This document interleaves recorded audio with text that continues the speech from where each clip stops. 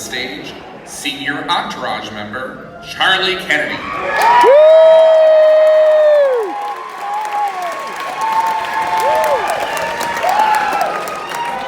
Hi there, everyone.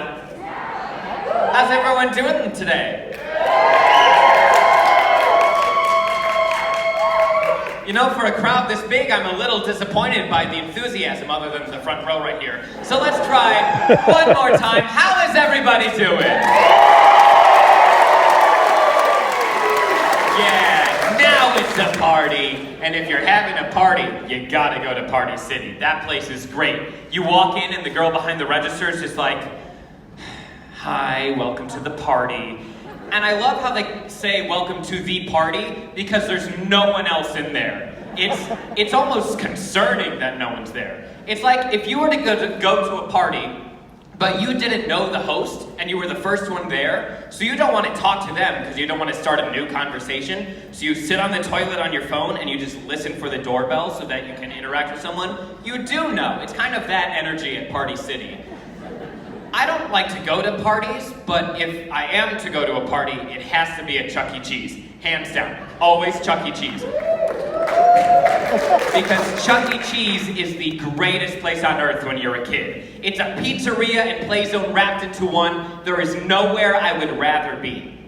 I don't know if you've been to Chuck E. Cheese recently, but that place is nowhere close to what we thought it was. I don't know if we were blind or if they just gave up after 2016, but it's a scary energy in there. So me and my friends go all the time. And we found out that if you go to Chuck E. Cheese and you tell them it is your birthday, Chucky will personally deliver you a cake. And we got so excited. We got dressed up, we went into Chuck E. Cheese, we're like, it is my birthday. It was not my birthday. And we sat down, and for an hour, we were a group of teenage boys in a Chuck E. Cheese watching little kids play arcade games while we waited for Chucky himself. A little concerning, but we're gonna push that aside and move on. So there we were, waiting in Chuck E. Cheese, and we heard the music come on. And we got so excited. We started shouting, "Chucky, Chucky!" All the little kids around us were like, "What's going on?" And we looked at them and said, "The greatest moment of your entire life." And the music continued playing, and then out of the back room, we saw him appear in all of his minimum wage glory. Charles Entertainment Cheese. And let me tell you, it was a rough entrance. I mean, he came in, head slumped forward, bumping into tables, thrashing toddlers left and right.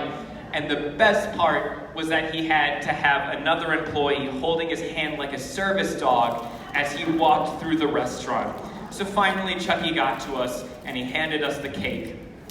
And even though he was wearing a 20-pound rat face on his head, I could still see the despair in his eyes, and I realized in that moment, sure, he's the world's greatest rodent rock star, but underneath that fur, he's just another teenager like me.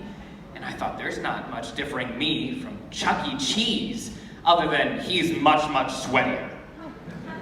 Now, I've been learning and realizing a lot about life recently, especially with graduating. And I've come to terms that I'm not gonna make it through college. That's not like a fear, that is a fact. Like, I cannot maintain life on my own. Like, I don't know how to make a sandwich without my mom instructing me. So I don't know how I'm gonna do it. Like, how can I manage my way through college if I can't take care of a goldfish?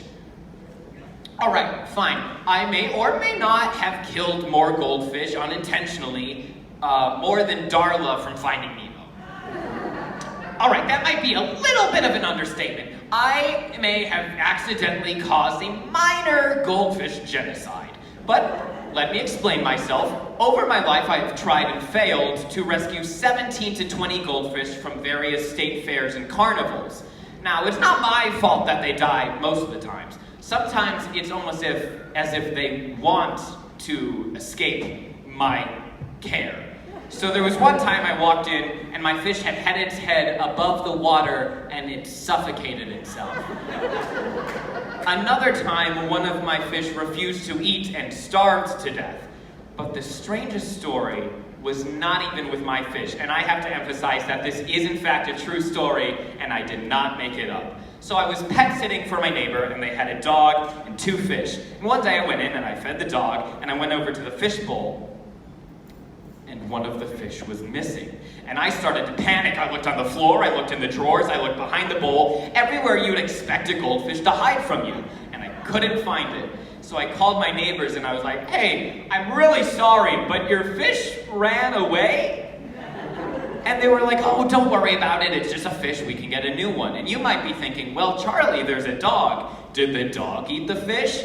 No! This dog was old, deaf, and blind. You had to nudge her to her bowl and throw the food in her face so she knew what was going on. So I don't think she caused goldfish homicide. So there I was, I panicked, and they said, go home, relax, so I did. And a few days later, they called me and they went, hey, Charlie, we found the fish.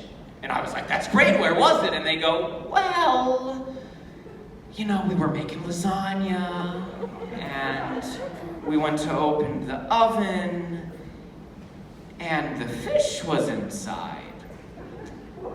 Now, the way this kitchen was set up was there was a counter over here with the goldfish bowl, and then around the corner, and all the way over here was the oven. So I ask you, how did a fish have the motivation to jump out of a bowl, flop around a corner, and then use its fins to open an oven? I don't have that much motivation to do anything. That's like if you were to run a marathon without ever training. You were to put your blood, sweat, and tears into that race. You muscled through it. You were in pain and agony. And you finally got to the finish line and you crossed it. And as soon as you did, you lit yourself on fire. That is how much pain and momentum this fish had to go around a corner and into an oven. And that's why I don't think I'm gonna make it through college. Like, if I have to do my laundry, I don't have the motivation to walk down the stairs and to the laundry room. So how am I gonna go through college? So I just figured, I'll try, I'll probably fail, and I'll move back home with my parents, and every day I will go to my miserable job as the world's greatest rodent rock star.